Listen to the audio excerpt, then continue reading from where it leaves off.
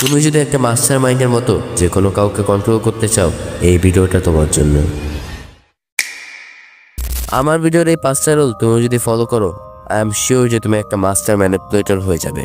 আজকের ভিডিওতে আমি কোনো ম্যানিপুলেশন টেকনিক্স বলবো না, তবে আজকের ভিডিওতে এমন 5টা রুল বলবো যে 5টা রুল প্রত্যেকটা ম্যানিপুলেটর ফলো করে। তুমি যদি 5টা রুলস ফলো করতে পারো, তাহলে তুমি আয়না কোচি থেকেও ইন্টেলিজেন্ট হয়ে যাবে। জাস্ট সিম্পল 5টা rule. Rule number 5, control the game not the people. তুমি সবসময় গেমটাকে কন্ট্রোল করবে, গেমের প্লেয়ারদের কন্ট্রোল করার কোনো প্রয়োজন নেই। একটা ম্যানিপুলেটর সবসময় ট্রাই করে সিচুয়েশনটাকে কন্ট্রোল করার জন্য, সে সেই সিচুয়েশনে থাকা মানুষদেরকে কন্ট্রোল করার ট্রাই করে না। একটা এক্সাম্পল দেই, যারা দ্য ক্লাসরুম অফ ইলাইট দেখছো, তারা হয়তো জানো একবার আয়ানা কোজি তার ক্লাসের একটা মেয়ে যার নাম হরিকিতা, ওই মেয়েকে নিজের বেনিফিটের জন্য আয়ানা কোজি ক্লাসের লিডার বানাতে চেয়েছিল। তখন আয়ানা কোজি ডিরেক্টলি সবাইকে বলে নাই হরিকিতাকে লিডার বানানোর জন্য, সে হরিকিতাকে দিয়ে কোশ্চেন পেপার লিক করিয়ে সব স্টুডেন্টকে হেল্প করাইছে, যার ফলে হরিকিটার প্রতি সবার রেসপেক্ট বেড়ে যায়। আর পরে গিয়ে হরিকিটাকে সবাই লিডারশিপ দেয়। এখানে আয়ানা কোজি অন্য স্টুডেন্টদেরকে হরিকিটাকে লিডারশিপ দেওয়ার জন্য রিকোয়েস্ট করে নাই, সে সিচুয়েশনটাই এমন ক্রিয়েট করছে যে সবাই হরিকিটাকে লিডার বানাতে বাধ্য হয়েছে, তাও নিজের ইচ্ছায়। বাট ওয়েট, এরপরের রুলটা তোমাকে মোস্ট পাওয়ারফুল করে তুলবে। Rule number 4, personal attachment decrease করো।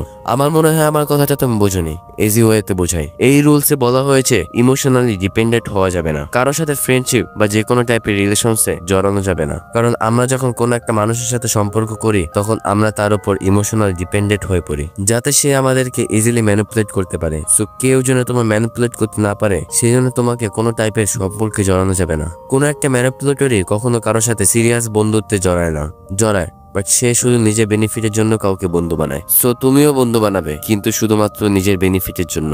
রুল নং 3, বি আনপ্রেডিক্টেবল। এমন ভাবে চলো যাতে কেউ বুঝতে না পারে তোমার নেক্সট পদক্ষেপ কি হবে।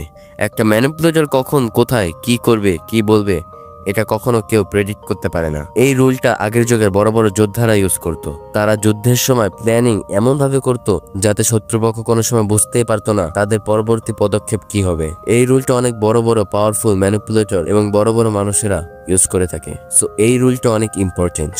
বাট ওয়েট, তুমি যদি ভিডিওটা এখানেই স্কিপ করো, তাহলে এই পুরো ভিডিওটাই তোমার জন্য ইউজলেস হয়ে যাবে, বিকজ তুমি এই ভিডিওর একবারে মেজর 2টা টেকনিক এখনো দেখোই নাই।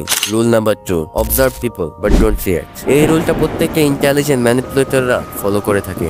ম্যানিপুলেটররা কি করে, সবাইকে অবজার্ভ করে বাট কোনো রিয়াকশন দেয় না। তুমি যদি আয়ানা কোজি, জোহান লিবার্ট বা লাইটি আগামীকে দেখে থাকো, তাহলে হয়তো এটা নোটিস করছো যে তারা অন্যের সামনে কখনো নিজের ইমোশনস রিভিল করে না। একটা জায়গায় কেউ একজন যোগ করলে সবাই হাসে, বাট তারা হাসে না। তারা অন্যের কাছে নিজের ইমোশনস একটুও প্রকাশ করে না, কারণ তারা জানে যে তারা যদি সবার সাথে সাথে হাসে, তাহলে তারাও ভিড়ের অংশ হবে, এবং তারা অন্যের সাথে নিজের ইমোশনস যতটা প্রকাশ করবে, তাদেরকে সবাই ততটাই উইক মনে করবে। এই জন্য কোনো ম্যানিপুলেটররাই তাদের ইমোশনস অন্য কারোর সামনে প্রকাশ করে না। এর পরের রুল, মানে রুল নাম্বার 1টা ম্যানিপুলেটররা স্ট্রংলি ফলো করে, তাই এটা ভালোভাবে মনে রেখো।